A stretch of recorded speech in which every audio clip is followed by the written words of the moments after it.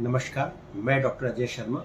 आज आपको बड़ी आंत के कैंसर के बारे में जानेंगे। बड़ी आंत का कैंसर एक कोलोरेक्टल कैंसर की डेफिनेशन के अंदर आता है। कोलोरेक्टल कैंसर मतलब बड़ी आंत जो कि छोटी आंत के आगे शुरू होती है, जिसका नाम caecum, ascending colon, transverse colon तथा मल द्वार तक जो बड़ी आंत जाती है, उसमें होने वाले किसी भी प्रकार के कैंसर को कोलोरेक्टल कैंसर या बड़ी आंत का कैंसर कहा जाता है।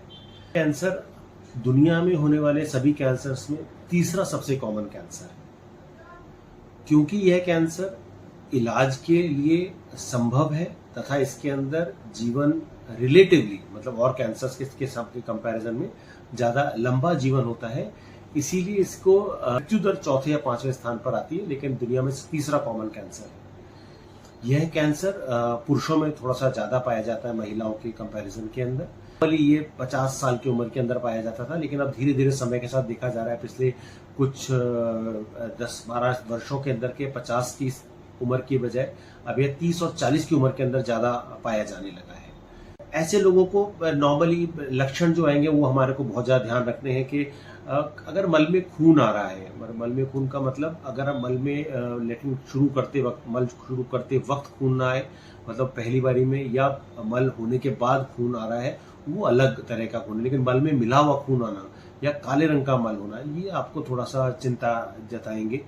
लेकिन इसके साथ में सामान्यतः कई बार पेट का दर्द होना, पेट फूल जाना, पेट में रुकावट होना, और सबसे कॉमन कारण मल में खून आने के साथ आपको भूख लगनी काफ़ी कम हो गई है, आपका वजन कम होता जा रहा है, तो आपको थोड़ा चिंता करनी चाहिए कि आपके पेट में कुछ गड़बड़ तो नहीं चल रही है। समय आपके हाथ में, समय सबसे बलवान है, इसलिए मैं सबसे यही रिक्वेस्ट करूंगा कि समय पर इसकी जांच कराएं और इसका इलाज कराएं। अगर हम देखें जांचें क्या कर सकते हैं, जांचें सामान्यतः आप हर व्यक्ति सोनोग्राफी कराएगा जाकर के, और सोनोग्राफी में अगर बड़ी आंत का एक बड़ा सा गांठ हुई हुई है तो वह पिक हो सकती है, वह पकड़ में आ सकती है, लेकिन ज़रूरी नहीं है। ये पहली जांच सामान्यतः इसलिए होती है क्योंकि बहुत ईजिली हो जाती है।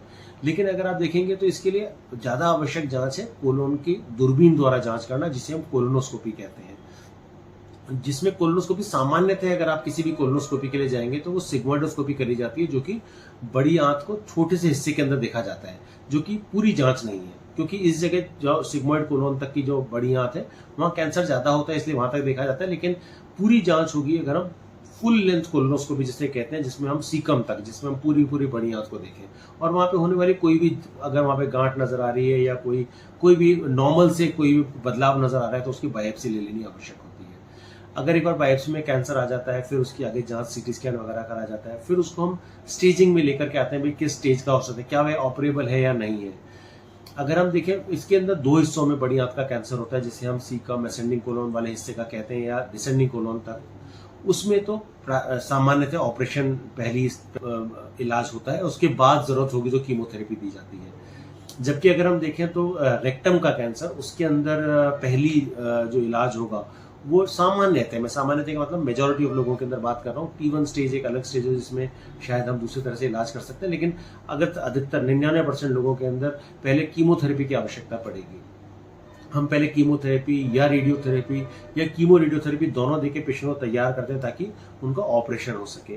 और ऐसा खासतौर पर इसलिए करा जाता है क्योंकि यह जगह जो है वो पेशाब की थैली के पास या रीढ़ की हड्डियों के बिल्कुल पास चली जाती है, जहाँ से हमारी नसें आ रही होती है जो कि हमारे पेशाब को कंट्रोल कर रही हैं, मल द्वारों को कंट्रोल कर रही हैं।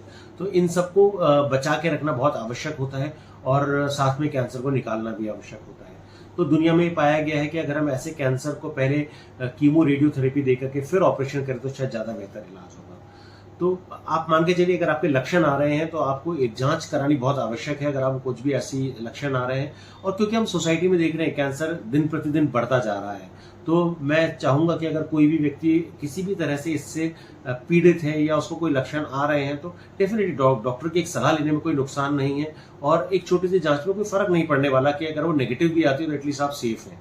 लेकिन वहीं अगर आपको पता चलता है कि यहाँ पर जांच पॉजिटिव आई है तो आपका समय पर इलाज होना सबसे जरूरी है। एक बार समय खो दिया और अगर स्टेज 4 हो गई तो वही बीमारी लाइलाज हो जाती है। तो इसलिए आपको उसको स्टेज को आप कंट्रोल करने के लिए समय आपके हाथ में, समय सबसे बलवान है। इसलिए मैं सबसे यही रिक्वेस्ट करूंगा कि समय पर इसकी जांच कराएं और इसका इलाज कराएं। धन्यवाद। अगर आपको और भी कोई जानकारी किसी भी पेट, आंत, लिवर कैंसर के बारे में जाननी हो तो आप हमारे से कांटेक्ट कर सकते हैं। हमारा नंबर यहाँ नीचे दिया हुआ है, जो कांटेक्ट नंबर है, आप उस पर फ़ोन कर सकते हैं तथा आप कभी भी मिल सकते हैं। हो सकता है आप जयपुर शहर में नहीं हो या राजस्थान में नहीं हो, कहीं और हो और यह वीडियो देख रहे हो, तो मैं चाहूँगा कि आप किसी भी आसपास में किसी अच्छे गैस्ट्रोएंटरोलॉजिस्ट से या गैस्ट्रोसर्जन से अपनी सलाह ज़रूर लें अगर आपको कोई भी लक्षण आते हैं तो। कृपया इसको ओवरराइड ना करें या उसको सामान्य लक्षणों के बीच के रूप में ना लेकर के उसको ऐसा नहीं हो कैंसर को बढ़ने का समय दे दें। धन्यवाद। धन्यवाद।